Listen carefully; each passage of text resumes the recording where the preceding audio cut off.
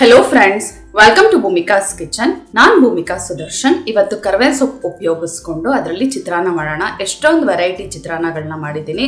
ಈ ಕರ್ಬೇವಿನ ಸೊಪ್ಪಿನ ಚಿತ್ರಾನ್ನ ಆರೋಗ್ಯಕ್ಕೂ ತುಂಬಾ ಒಳ್ಳೆಯದು, ಅದಕ್ಕೆ ಟೇಸ್ಟ್ ಕೂಡ ತುಂಬಾ ಚೆನ್ನಾಗಿರುತ್ತೆ.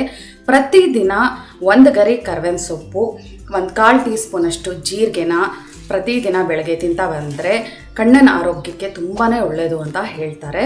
ಬನ್ನಿ ಇದಕ್ಕೆ ಕರ್ಬೇವಿನ ಸೊಪ್ಪು ಉಪಯೋಗಿಸ್ಕೊಂಡು ಚಿತ್ರಾನ್ನ ಮಾಡೋದು ಹೇಗೆ ಅಂತ ತೋರಿಸ್ತೀನಿ.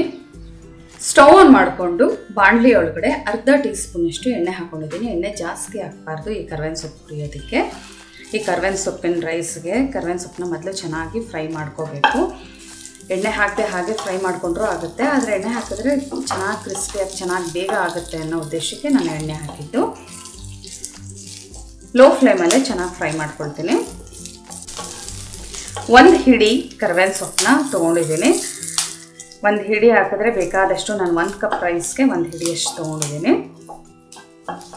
ಮೀಡಿಯಮ್ ಟು ಲೋ ಫ್ಲೇಮಲ್ಲೇ ಇದು ಗರಿಗರಿ ಆಗೋವರೆಗೂ ಚೆನ್ನಾಗಿ ಫ್ರೈ ಮಾಡ್ಕೊಂಡಿದ್ದೀನಿ. ಬಾಣಲಿ ಬಿಸಿ ಇರೋದ್ರಿಂದ ಇದರಲ್ಲೇ ಬಿಟ್ಬಿಡ್ತೀನಿ, ಇನ್ನೂ ಗರಿಗರಿಯಾಗಿ ಚೆನ್ನಾಗಾಗುತ್ತೆ. ತಣ್ಣಗಾದ ನಂತರ ಮಿಕ್ಸರ್ ಜಾರ್ ಒಳಗಡೆ ಹಾಕ್ಕೊಳ್ತೀನಿ. ಕರ್ಬೇವಿನ ಸೊಪ್ಪು ತಣ್ಣಗಾದ ನಂತರ ಮಿಕ್ಸರ್ ಜಾರ್ ಒಳಗಡೆ ಹಾಕ್ಕೊಂಡಿದ್ದೀನಿ. 1 ಕಪ್ಪಷ್ಟು ಹಸಿ ತೆಂಗಿನತುರಿ. ಇವಾಗ ಇದನ್ನು ಪೌಡರ್ ಮಾಡ್ಕೊಳ್ಳೋಣ. ನೀರೇನು ಹಾಕಬಾರ್ದು, ಹಾಗೆ ಪೌಡರ್ ಮಾಡ್ಕೊಳ್ತೀನಿ. ಈ ಥರ ಡ್ರೈ ಪೌಡರ್ ಮಾಡ್ಕೊಂಡಿದ್ದೀನಿ, ಅಂದರೆ ನೀರೇನು ಹಾಕದೆ ಹಾಗೆ ರುಬ್ಕೋಬೇಕು. ಇವಾಗ ಒಗ್ಗರಣೆ ಹಾಕೊಳ್ಳೋಣ. ಸ್ಟವ್ ಆನ್ ಮಾಡಿಕೊಂಡು ಕಡಾಯಿ ಒಳಗಡೆ 2 ಟೇಬಲ್ ಸ್ಪೂನ್ ಎಣ್ಣೆ ಹಾಕ್ಕೊಂಡಿದ್ದೀನಿ. ಎಣ್ಣೆ ಕಾದ ನಂತರ ಕಡಲೆಕಾಯಿ ಬೀಜ 2 ಟೇಬಲ್ ಸ್ಪೂನ್. ಲೋ ಫ್ಲೇಮಲ್ಲಿ ಕಡಲೆಕಾಯಿ ಬೀಜನ ಒಂದು ಅರ್ಧ ಭಾಗ ಫ್ರೈ ಆಗೋವರೆಗೂ ಹುರ್ಕೊಳ್ಳೋಣ. 1 ನಿಮಿಷ ಮೀಡಿಯಮ್ ಟು ಲೋ ಫ್ಲೇಮಲ್ಲಿ ಕಡಲೆಕಾಯಿ ಬೀಜ ಫ್ರೈ ಮಾಡ್ಕೊಳ್ತಿದ್ದ ಹಾಗೆ ಸಾಸಿವೆ 1 ಟೀ ಸ್ಪೂನ್, ಕಡಲೆಬೇಳೆ 1 ಟೀ ಸ್ಪೂನ್, ಉದ್ದಿನಬೇಳೆ 1 ಟೀ ಸ್ಪೂನ್. ಇದಿಷ್ಟು ಚೆನ್ನಾಗಿ ರೋಸ್ಟ್ ಆಗಬೇಕು. ಬೇಳೆಗಳೆಲ್ಲ ಚೆನ್ನಾಗಿ ಫ್ರೈ ಆಗ್ತಿದ್ದ ಹಾಗೆ ಬೆಳ್ಳುಳ್ಳಿ 4ರಿಂದ 5 ಜಜ್ಜಿಬಿಟ್ಟು ಹಾಕೊಂಡಿದ್ದೀನಿ, ಒಳ್ಳೆ ಫ್ಲೇವರ್ ಬರುತ್ತೆ. ಹಸಿಮೆಣಸಿನಕಾಯಿ 3.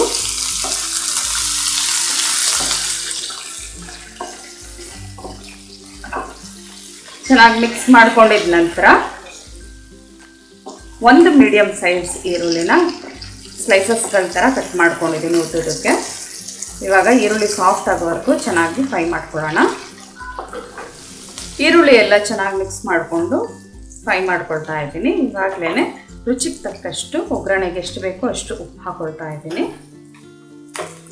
ಉಪ್ಪು ಹಾಕ್ಕೊಂಡು ಚೆನ್ನಾಗಿ ಮಿಕ್ಸ್ ಮಾಡ್ಕೊಳ್ಳೋಣ. ಈರುಳ್ಳಿ ಬೇಗ ಸಾಫ್ಟ್ ಆಗುತ್ತೆ. ಮೀಡಿಯಮ್ ಫ್ಲೇಮಲ್ಲೇ ಫ್ರೈ ಮಾಡ್ಕೊಳ್ತೀನಿ.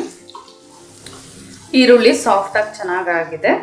ಇವಾಗ ನಾನೇನು ರುಬ್ಬಿಟ್ಕೊಂಡಿದ್ದೀನಲ್ಲ ತೆಂಗಿನಕಾಯಿ ಮತ್ತು ಕರ್ಬೇವಿನ ಸೊಪ್ಪು, ಅದನ್ನು ಹಾಕ್ಕೊಳ್ತಾ ಇದ್ದೀನಿ. ಇದನ್ನು ಹಾಕ್ಕೊಂಡು ಲೋ ಫ್ಲೇಮಲ್ಲಿ ಒಂದು 2 ನಿಮಿಷ ಫ್ರೈ ಮಾಡ್ಕೊಳ್ಳೋಣ. ಗಮ್ಮಂತ ವಾಸನೆ ಬರುತ್ತೆ ಈ ಕರ್ಬೇವಿನ ಸೊಪ್ಪು ಹಾಕ್ಕೊಂಡು ಫ್ರೈ ಮಾಡಬೇಕಾದ್ರಂತೂ, ಅಷ್ಟು ಘಮ ಅಂತ ಇರುತ್ತೆ. 2 ನಿಮಿಷ ಮೀಡಿಯಮ್ ಟು ಲೋ ಫ್ಲೇಮಲ್ಲಿ ಫ್ರೈ ಮಾಡ್ಕೊಂಡಿದ್ದೀನಿ. ಈ ಥರ ಫ್ರೈ ಮಾಡ್ಕೊಳ್ಳೋದ್ರಿಂದ ಲಂಚ್ ಬಾಕ್ಸ್ಗೆ ಏನಾದರೂ ಪ್ಯಾಕ್ ಮಾಡ್ತಾಯಿದ್ರೆ ಅಥವಾ ಕಲಸಿದ ಮೇಲೆ ತುಂಬ ಹೊತ್ತು ಇಡೋದಾದರೆ ರೈಸ್ ಏನೂ ಆಗಲ್ಲ, ಹಾಳಾಗಲ್ಲ ಬೇಗ. ಇವಾಗ ಏನು ನಾವು ಈ ಕರ್ಬೇವಿನ ಸೊಪ್ಪಿನ ರೈಸ್ದು ಒಗ್ಗರಣೆ ಮಾಡ್ಕೊಂಡಿದ್ದೀವಲ್ಲ, ಇದನ್ನು ಮಾಡಿಟ್ಕೊಂಡಿರೋವಂಥ ಅನ್ನದ ಮೇಲೆ ಹಾಕ್ಕೊಂಡು ಕಲಿಸ್ಕೊಳ್ಳೋಣ. 200 ml ಕಪ್ಪಲ್ಲಿ 1 ಕಪ್ಪಷ್ಟು ಅಕ್ಕಿ ತಗೊಂಡು ಅದನ್ನು ಚೆನ್ನಾಗಿ ವಾಶ್ ಮಾಡಿಕೊಂಡು ಒಂದು 10 ನಿಮಿಷ ನೀರಲ್ಲಿ ನೆನೆಸಿದ್ದೆ. ನಂತರ 1 ಕಪ್ಗೆ 2 ಕಪ್ಪಷ್ಟು ನೀರು ಹಾಕಿ ಅನ್ನ ಮಾಡ್ಕೊಂಡಿದ್ದೀನಿ. ನಾನು ಮಾಡಿಟ್ಕೊಂಡಿರೋವಂಥ ಗೊಜ್ಜನ್ನ ಅಷ್ಟನ್ನು ಈ ಅನ್ನದ ಮೇಲೆ ಹಾಕ್ಕೊಂಡಿದ್ದೀನಿ. ನಿಂಬೆಹಣ್ಣಿನ ರಸ ಯಾವಾಗಲೂ ನಾವು ಡೈರೆಕ್ಟ್ ಬಿಸಿ ಒಳಗಡೆ ಹಾಕೋಬಾರ್ದು, ಹೀಗೆ ಬೆಚ್ಚಗಿರಬೇಕಾದ್ರೆ ಹಾಕೋಬೇಕು. ಇದಾಗಲಿ ಜೇನುತುಪ್ಪ ಆಗಲಿ ಯಾವುದೂ ಬಿಸಿಯಲ್ಲಿ ಹಾಕೊಳ್ಳೋಕೆ ಹೋಗಬಾರ್ದು, ಅದರಲ್ಲಿರೋವಂಥ ಪೌಷ್ಟಿಕಾಂಶ ಹಾಳಾಗುತ್ತೆ. ಇವಾಗ ಚೆನ್ನಾಗಿ ಇದನ್ನು ಮಿಕ್ಸ್ ಮಾಡ್ಕೊಳ್ಳೋಣ. ಮೊದಲೇ ಉಪ್ಪು ಹಾಕಿರೋದ್ರಿಂದ ಟೇಸ್ಟ್ ನೋಡಿಬಿಟ್ಟು ರುಚಿಗೆ ತಕ್ಕಷ್ಟು ಉಪ್ಪು ಹಾಕ್ಕೊಳ್ತೀನಿ. ಕರ್ಬೇವಿನ ಸೊಪ್ಪಿನ ಚಿತ್ರಾನ್ನ ಎಲ್ಲ ಚೆನ್ನಾಗಿ ಮಿಕ್ಸ್ ಮಾಡ್ಕೊಂಡಿರ್ತೀನಿ. ಗೊಜ್ಜು ಪ್ರತಿಯೊಂದು ಅನ್ನದ ಅಗ್ಗಗಳಿಗೆ ಹಿಡಿಯೋಂಗೆ. ಇದಕ್ಕೆ ಅರಿಶಿನ ಹಾಕೋ ಅವಶ್ಯಕತೆ ಇಲ್ಲ, ಯಾಕೆಂದರೆ ಕರ್ಬೇವಿನ ಸೊಪ್ಪಿನ ಕಲರೇ ತುಂಬ ಚೆನ್ನಾಗಾಗಿರೋದ್ರಿಂದ ಅರಿಶಿನದ ಅವಶ್ಯಕತೆ ಇಲ್ಲ. ಬೇಕಿದ್ದರೆ ಹಾಕ್ಕೊಡಿ. ನೋಡಿ ಹಿಂಗಂದರೆ ಎಷ್ಟು ಹುಡಿಯಾಗಿ ಎಷ್ಟು ಚೆನ್ನಾಗಾಗಿದೆ. ಕರ್ಬೇವಿನ ಸೊಪ್ಪಿನ ಚಿತ್ರಾನ್ನ ಸರ್ವ್ ಮಾಡೋದಕ್ಕೆ ರೆಡಿಯಾಗಿದೆ. ನೀವು ಕೂಡ ಈ ಕರ್ಬೇವಿನ ಸೊಪ್ಪಿನ ಚಿತ್ರಾನ್ನ ಮಾಡಿ ಹೇಗಿದೆ ಅಂತ ನನಗೆ ಕಮೆಂಟ್ ಬಾಕ್ಸಲ್ಲಿ ತಿಳಿಸಿ. ಕರ್ಬೇವಿನ ಸೊಪ್ಪಲ್ಲಂತೂ ಪೌಷ್ಟಿಕಾಂಶ ತುಂಬಾ ಇದೆ.